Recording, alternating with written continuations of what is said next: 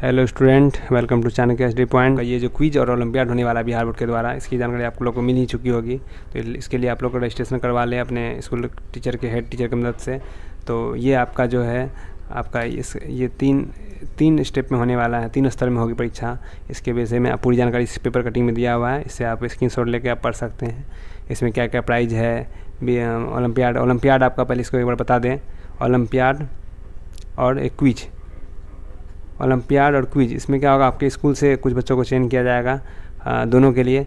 Olympiad के लिए फिर इसके लिए आपको डिस्ट्रिक्ट लेवल पे जिला स्तर पे बुलाया जाएगा। उसके बाद इसमें चयन बच्चे को कुछ प्राइज मिलेगा। उसके बाद इसे भेज दिया जाएगा राज्य स्तर पे। और जो ये क्विज प्रतियोगिता होगा, ये पहले आपके स्कूल से जिला स्तर पर जाइएगा। जिला स्तर पर सिलेक्शन होने के बाद ये जाएगा आपका किसमें, प्रमंडल स्तर पर। जब यहाँ भी आप अच्छे मार्क्स से आगे बढ़िएगा तो आपको मिलेगा, फिर जाइएगा आप राज्य स्तर पे। इसमें क्या क्या प्राइज मिलने वाला है, बहुत ही अच्छा प्राइज है, ये आपका जानकारी दिया हुआ है यहाँ पे। प्रथम पुरस्कार, द्वितीय पुरस्कार, तृतीय पुरस्कार। ये थोड़ा धुंधला होगा जो आपको नज़र नहीं आ रहा होगा। इस पेपर कटिंग को मैं आपको टेलीग्राम चैनल पर डाल दूँगा, उसे आप देख सकते हैं। टेलीग्राम चैनल का लिंक आपको इस वीडियो के नीचे मिल जाएगा। तो चलिए, आज जो हम लोग पढ़ने वाले हैं इसी चीज़ की तैयारी को लेके, इसको साथ में बोर्ड परीक्षा जो आने वाला है उसी को लेके, आपका फिजिक्स का पहले अध्याय का कुछ। तो आपका स्वागत है फिर से चाणक्य एचडी पॉइंट में। अगर अभी तक आप लोग सब्सक्राइब नहीं किए हैं तो चैनल को सब्सक्राइब कर दें। और जो आपको ये पढ़ाया जा रहा है उसका PDF और भी बहुत सारी चीज़ आपको टेलीग्राम चैनल पे मिलती रहेगी। हम लोग देख रहे हैं फिजिक्स यानी साइंस के पहले चैप्टर का MCQ। आपका विज्ञान के फिजिक्स के पहले अध्याय का है प्रकाश का परावर्तन। उससे लेके जो आपका क्वेश्चन आने वाला है बोर्ड एग्जाम में, या फिर आपका यही आपका जो होने वाला अभी ओलंपियाड क्विज, उसी से रिलेटेड हम लोग देखने वाले कुछ MCQ। तो चलिए, पहला क्वेश्चन क्या है। दर्पण के सामने किसी भी दूरी पर स्थित वस्तु का प्रतिबिंब सीधा प्रतीत होता है, वह दर्पण है कौन सा। तो हमेशा कौन सा दर्पण में ऐसा होता है, या तो समतल या फिर उत्तल, क्योंकि आपका उत्तल दर्पण और समतल दर्पण हमेशा आभासी प्रतिबिंब बनाता है, इसलिए ये सीधा बनता है। तो चलिए अगले क्वेश्चन की ओर देखते हैं। दूसरा क्वेश्चन क्या है। दूसरा क्वेश्चन है प्रकाश की किरणें गमन करती है किस में। तो ये आपको पता है, आप बचपन से ही पढ़ते होंगे, सीधी रेखा में। यानी अगर किसी पाइप में अगर लाइट इस पार से उस पार करते हैं, अगर ये पाइप आपका सीधा हो तो लाइट चले जाता है। अगर ये पाइप को हम लोग ऐसे मोड़ दें तो फिर क्या होगा, लाइट इस पार से उस पार नहीं आ पाएगी। इससे पता चलती है क्या, प्रकाश सीधी रेखा में गमन करती है। तीसरा क्वेश्चन क्या है, प्रकाश के परावर्तन में कितने नियम है। तो प्रकाश परावर्तन के 2 नियम हैं, जिसमें पहला में क्या है, आपतित किरण, परावर्तित किरण और अभिलंब तीनों एक ही बिंदु पर होता है। और कोण, दूसरा में क्या है, कोण I = कोण R, यानी कोण आपतन कोण और परावर्तन कोण हमेशा बराबर होता है। तो चलिए अगला पढ़ते हैं। अगला क्वेश्चन क्या है। तो तीसरा का आंसर क्या हो गया, 2। परावर्तन के नियम से निर्धारित होता है क्या। तो क्या निर्धारित होता है, परावर्तन के दूसरे नियम से क्या निर्धारित होता है, आपतन कोण परावर्तन कोण बराबर होते हैं। प्रकाश का तरंग उदाहरण है किसका। प्रकाश का तरंग उदाहरण है किसका। तो 5 का क्या हो जाएगा, 5 का हो जाएगा B, विद्युतीय चुंबकीय तरंग। ठीक है, विद्युत चुंबकीय तरंग। अगला क्वेश्चन चलते हैं क्या है। तो 6ठा नंबर, समतल दर्पण द्वारा बना प्रतिबिंब होता है हमेशा कैसा। समतल दर्पण हमेशा कैसा प्रतिबिंब बनाता है, तो काल्पनिक, हमेशा काल्पनिक बनाएगा। समतल दर्पण जो है हमेशा आपके यानी आकार का प्रतिबिंब बनाएगा, वस्तु के आकार का प्रतिबिंब बनाता है, और हमेशा दर्पण परावर्तक तक के पीछे बनता है, और यह काल्पनिक होता है। तो चलिए, ये 6 क्वेश्चन था। उसके बाद अगले क्वेश्चन की ओर चलते हैं। ये जो सेट कर रहे हैं इसमें आपको कुल 50 प्रश्न होगा MCQ का। प्रतिदिन हम लोग जो है हर चैप्टर बाय चैप्टर करके, हर बुक का यानी साइंस, मैथ, सोशल साइंस, ये करते रहेंगे। इससे आपका प्रैक्टिस होगा। उसके बाद साथ ही साथ ओलंपियाड के जो कुछ प्रैक्टिस सेट है वो भी हम लोग इसमें करेंगे। तो चलिए अगला क्वेश्चन चलते हैं। तो 7वां नंबर प्रश्न क्या है, किस दर्पण का उपयोग पश्च दृश्य दर्पण के रूप में किया जाता है। यानी पीछे की वस्तुओं को देखने के लिए क्या आता है, कौन सा दर्पण। ये आपको मिरर में गाड़ी में दिखते होंगे आप, साइड मिरर के रूप में यूज होता है उत्तल दर्पण। नई कार्तीय परिपाटी के अनुसार दर्पण के सामने रखे गए बिंब की दूरी ली जाती है। तो इसका क्या हो जाएगा, B नंबर, ऋणात्मक। यानी हमेशा जो है बिंब की दूरी कौन सा, दर्पण के सामने रखी वस्तु है, जैसे ये दर्पण है, इधर मिरर है, इस समय इस सामने जो भी होगा आपका होता है, या वस्तु की दूरी हो या प्रतिबिंब की दूरी हो, हमेशा क्या होता है, ऋणात्मक। तो तीसरा नंबर हो गया ये। 9वां नंबर क्वेश्चन क्या है, निम्न में से किस दर्पण की फोकस दूरी धनात्मक होती है? तो इसका आंसर क्या आ जाएगा, बी नंबर, यानी उत्तल दर्पण की दूरी हमेशा, सॉरी ये कहाँ थे, 9 नंबर क्वेश्चन में उत्तल दर्पण की दूरी हमेशा क्या होती है, धनात्मक होती है, फोकस भी धनात्मक होती है। अगला 10वां नंबर क्वेश्चन क्या है, यदि किसी बिंब के प्रतिबिंब का आवर्धन ऋणात्मक हो तो उस प्रतिबिंब की प्रकृति क्या होती है? तो इसका आंसर क्या आ जाएगा, 10 का ए, वास्तविक और उल्टा, यानी प्रतिबिंब का आवर्धन ऋणात्मक हो, यानी m इक्वल टू एक माइनस भी बाई यू, इसका अगर वैल्यू आपको आता है क्या, ऋणात्मक, तो यानी वास्तविक और उल्टा होता है। m मतलब क्या होता है, आवर्धन। दंत विशेषज्ञ किस दर्पण का उपयोग मरीजों की दांतों को बड़ा प्रतिबिंब देखने के लिए करता है? पता है आपको बड़ा प्रतिबिंब किससे बनता है? ये बनता है आपको अवतल दर्पण से, इसलिए अवतल दर्पण का उपयोग डॉक्टर जो है इलाज के दौरान करते हैं, ये आपको बताए थे। चलिए अगले क्वेश्चन पर चलते हैं। 12 नंबर क्वेश्चन क्या है, 12 नंबर क्वेश्चन, एक प्रयोग में अवतल दर्पण द्वारा किसी बिंब का प्रतिबिंब एक पर्दे पर प्राप्त किया जाता है। दर्पण की फोकस दूरी निर्धारित करने के लिए प्रयोगकर्ता को मापने की जरूरत होती है क्या? तो इसका क्या होगा आंसर, सी नंबर। कहाँ चला गया,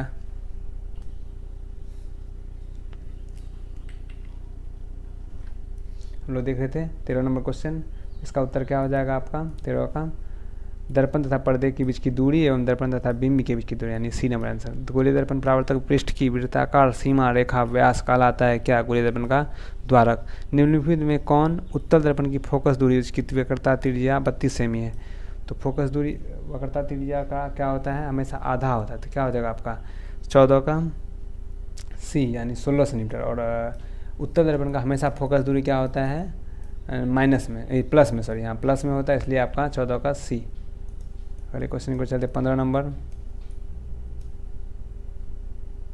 क्या है, हजामत बनाने के लिए किस दर्पण का उपयोग किया जाता है? तो ये आपको पता है, हजामत बनाने के लिए किस दर्पण का उपयोग किया जाता है, तो अवतल दर्पण का। ये क्योंकि आपके ये चेहरे को इसके अंदर जो होती है बाल या फिर कुछ भी जिसको बनाया जाता है उसको बड़े करके दिखाया जाता है। काल्पनिक प्रतिबिंब होता है हमेशा क्या, सीधा, ए नंबर, सीधा होता है। गोलीय दर्पण के फोकसांतर एवं वक्रता त्रिज्या का बीच संबंध क्या होता है? तो F इक्वल टू R/2, यानी सॉरी ये नहीं, आपका क्या हो जाएगा R इक्वल टू 2F, यानी त्रिज्या जो होगी फोकस की दुगनी होती है।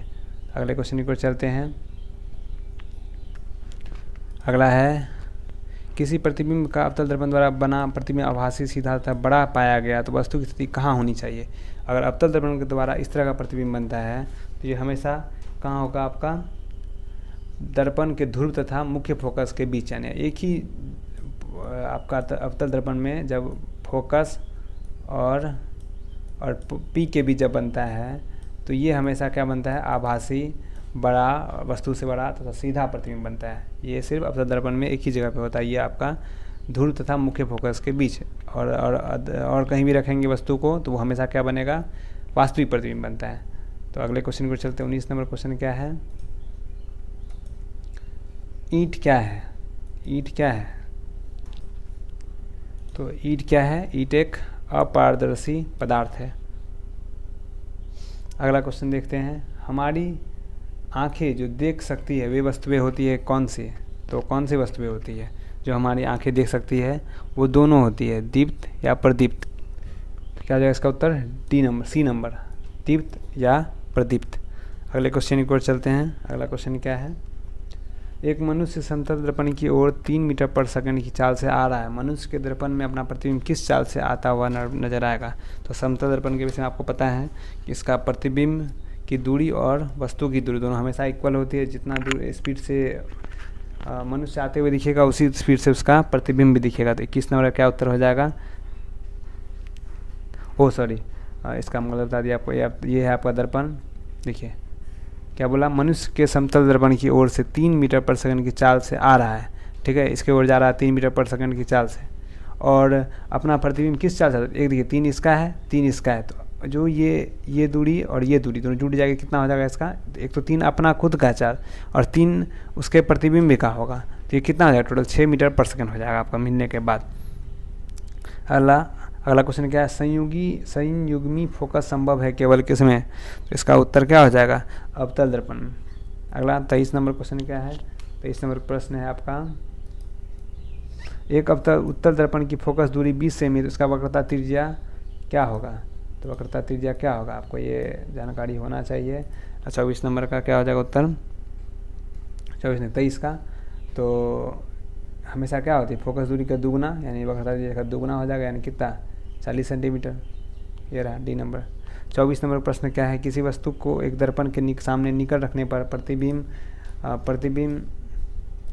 सीधा बने किंतु दूर रखने पर उल्टा प्रतिबिंब बने, तो वह दर्पण क्या होगा, वह दर्पण हमेशा पता है आपको दोनों बनाता है कौन, तो ये कौन बनाता है, अवतल दर्पण, यानी ये आपका उल्टा भी बनाएगा और सीधा भी बनाता है, दोनों बनाता है, यानी आभासी भी और वास्तविक भी। अगला प्रश्न देखते हैं 25 नंबर। 25 नंबर प्रश्न क्या है, तो किसी दर्पण के सामने आप चाहे जितनी दूरी पर खड़े हो आपका प्रतिबिंब सीधा ही बनता है, संभवतः दर्पण क्या होगा, तो ये उत्तर क्या होगा 25 का आंसर, समतल या उत्तल, दोनों आपका क्या है कि सीधा ही बनाएगा, आप चाहे कहीं भी खड़ा हो क्यों ना हो। लेकिन अवतल में दो अलग अलग जगह पे होता है, कभी सीधा ही बनता है, कभी उल्टा ही बनता है, एक ही पोजीशन में सीधा बनेगा, बाकी बात हमेशा उल्टा बनता है। तो चलिए अगले क्वेश्चन की ओर चलते हैं।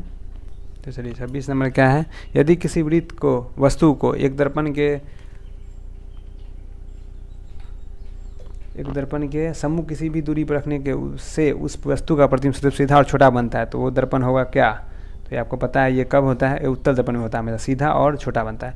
उत्तल दर्पण से प्रतिबिंब सदैव बनता है कैसा, तो सेम वही प्रश्न फिर से, तो इसका क्या हो जाएगा, ध्रुव तथा फोकस के बीच उत्तल दर्पण से प्रतिबिंब सदैव बनता है, उसका लगता है ऑप्शन गलत बना है, हाँ ठीक सही, एकदम सही है, फोकस और ध्रुव के बीच बनेगा।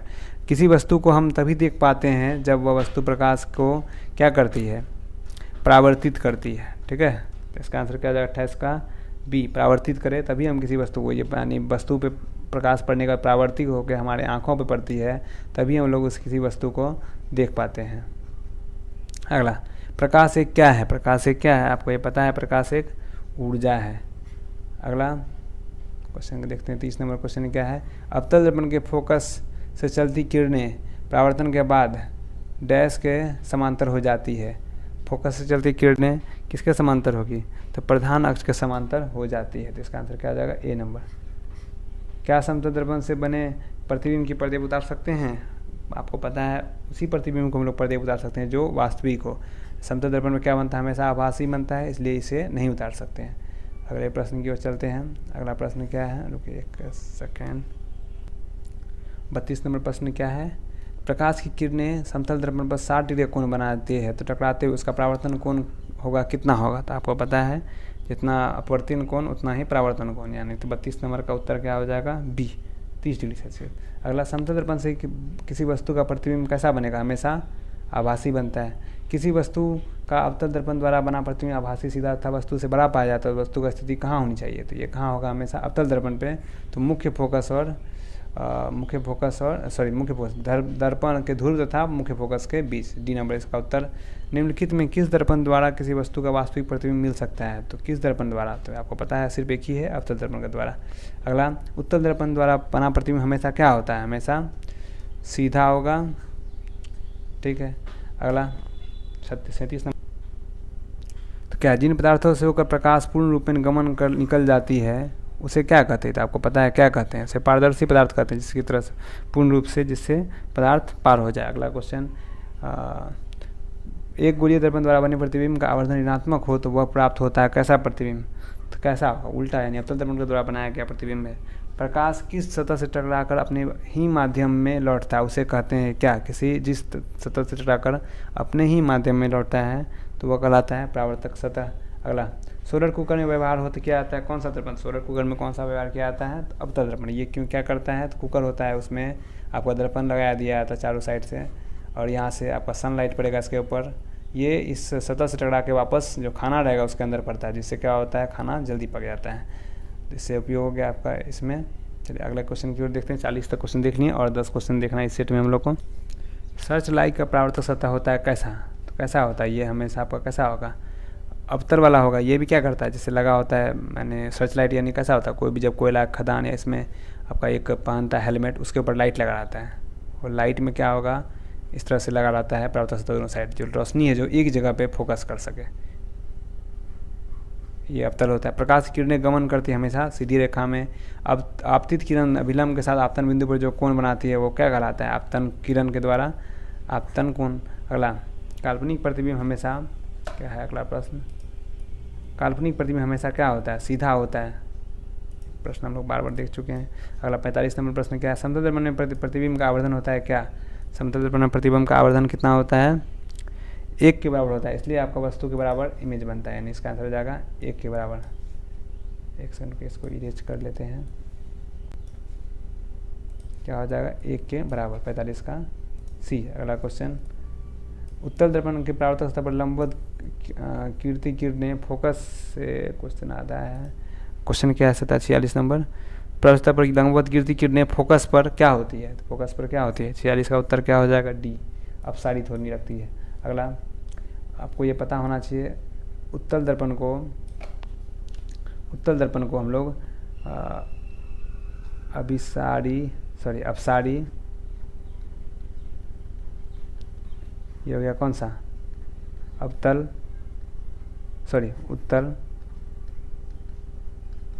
ये हो गया, और अवतल को क्या बुलाया जाता है? अभिसारी। इसका मतलब क्या होता है? तो ये जो है उत्तल दर्पण जो है प्रकाश को एक जगह पे, उत्तल दर्पण प्रकाश को एक जगह से चारों ओर फैलाता है, जबकि अवतल दर्पण क्या करता है? इसका सतह इस तरह से होता है, इससे फैल जाता है पूरा उत्तल दर्पण से। और अवतल दर्पण से क्या इस तरह सतह होता है? प्रकाश एक जगह पे अभिसारी, यानी एक जगह पे केंद्रित होता है, इसलिए इसको अभिसारी अवतल दर्पण को, और इसे अपसारी कहा जाता है। तो गोलीय दर्पण, अगला क्वेश्चन देखते हैं क्या है? 27 नंबर, गोलीय दर्पण में परावर्तन के नियम का पालन होता है या नहीं आता है? क्या होगा इसका उत्तर? 47 का उत्तर क्या हो जाएगा? होता है। ठीक है, गोलीय दर्पण के पे ही तो परावर्तन का नियम काम करता है। अगला, गोलीय दर्पण में दूरियों की सदैव किसके सापेक्ष मापते हैं हम लोग? किसके सापेक्ष मांगते हैं? तो 48 का उत्तर हो जाएगा ए, ध्रुव के सापेक्ष। अगला प्रश्न है 49 और 50, अनंत स्थित किसी बिंब का प्रतिबिंब अवतल दर्पण के फोकस से बनता है, उसका आवर्धन क्या होगा? तो इसका उत्तर क्या हो जाएगा? 49 का उत्तर हो जाएगा m = 0, यानी अनंत बनने वाला का 0 हो जाता है। मोटर गाड़ी के चालक के सामने लगा दर्पण होता है कौन सा?